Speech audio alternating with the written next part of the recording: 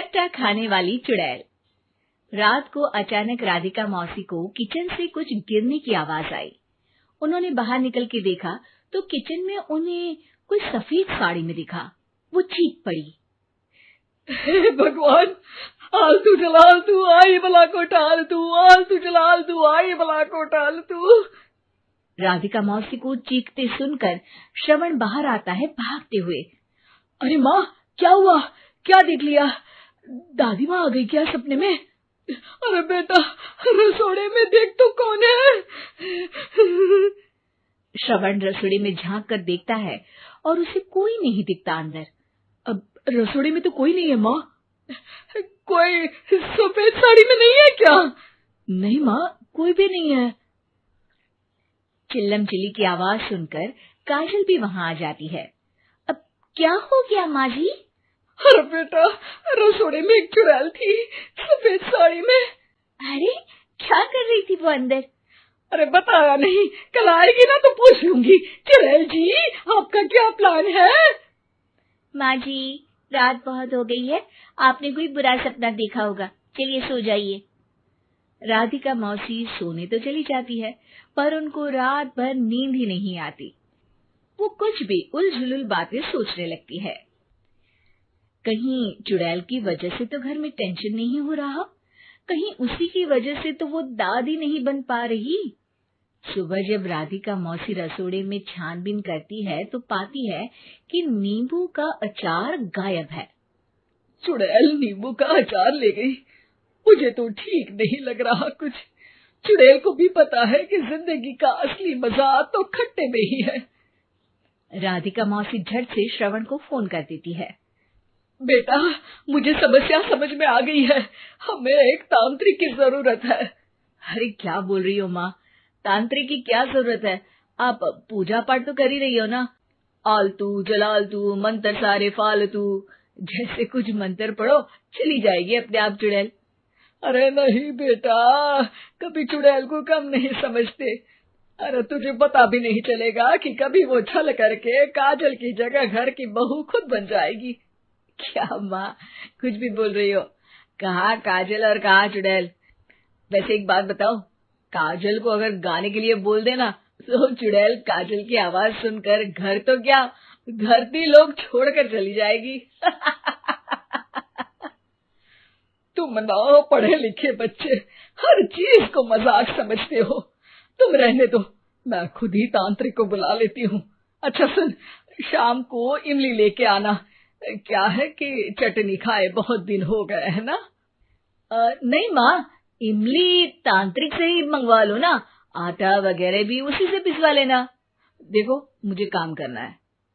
श्रवण रात को कई तरह की सब्जियों के साथ माँ के कहने पे चटनी के लिए इमली भी ले आया था, लेकिन राधिका मौसी के दिमाग में अलग ही फिल्म चल रही थी।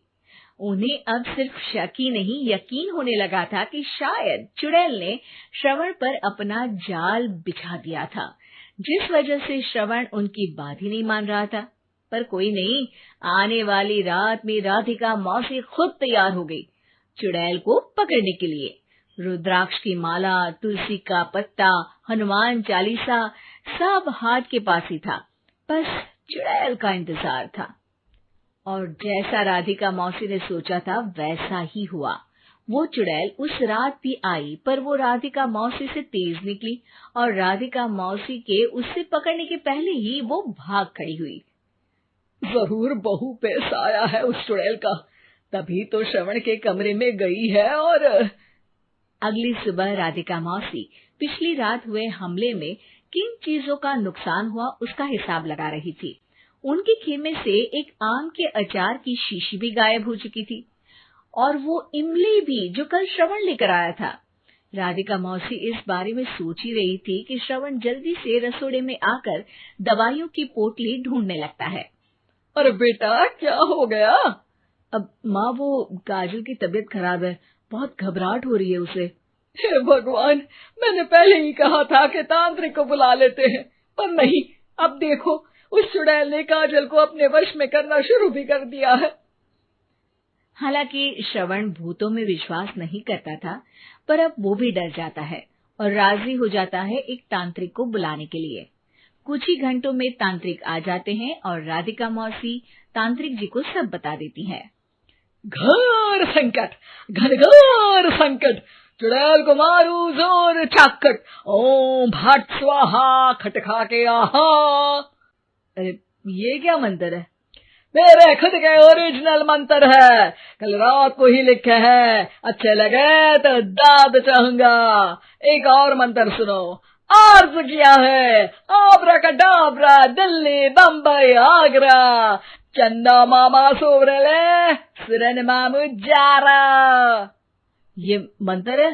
अरे कोई 40 वालीसा पढ़ो ना। वक्त कम है, 40 नहीं पड़ेंगे, 20-25 में काम चलाना पड़ेगा। अलग निरंजन जाके लंदन, मुफ्त का मंजान घिस मेरे नंदन। अरे जल्दी करो तांत्रिक जी, जल्दी करो। तांत्रिक अपने उल झलूल मंत्र पढ़ने लगता है। श्रवण को तांत्रिक पे शक होता है।